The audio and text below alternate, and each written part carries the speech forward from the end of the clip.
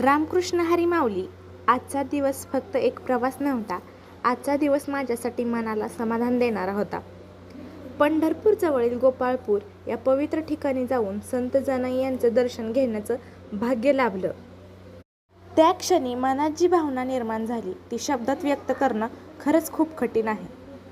संत जनाई या भक्ती, साधेपणा आणि निरागस प्रेमाचं जिवंत उदाहरण आहेत. त्यांच्या अभंगांमधून आपल्याला, त्यांच्या आयुष्यातून आपल्याला खरी भक्ती म्हणजे काय हे शिकायला मिळतं. गोपाळपूरमध्ये त्यांच्या पवित्र स्मृतींना वंदन करताना मन अगदी शांत झालं आणि एक वेगळीच ऊर्जा जाणवली.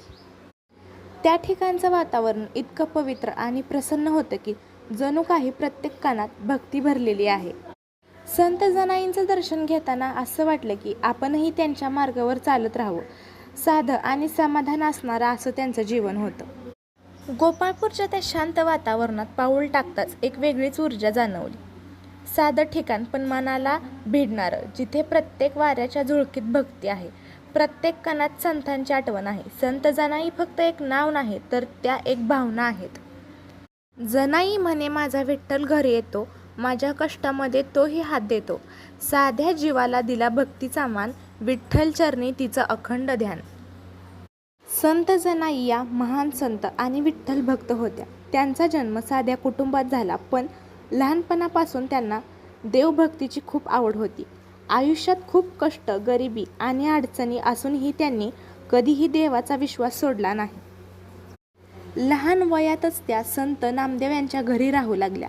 त्या घरात त्या काम करत, पण त्यांच्या मनात सतत विठ्ठलाचं नाव असायचं. भांडी घासताना, झाडलोट करताना, स्वयंपाक करताना, प्रत्येक काम करताना त्या विठ्ठलाचं नामस्मरण करत असत.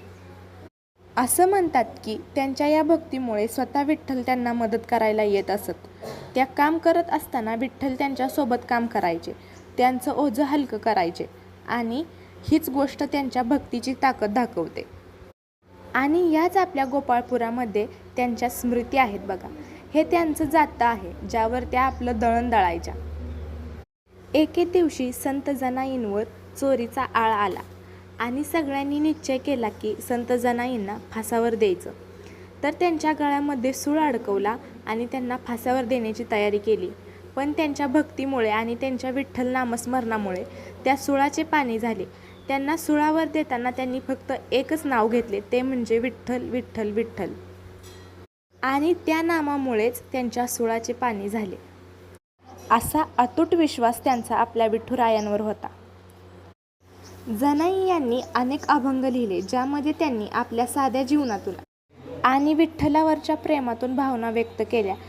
जिथे मनापासून भक्ती असते तिथे देवाला यावंच लागतं. त्यामुळे भक्तीचा मार्ग कधीच सोडू नका. रामकृष्ण हरी.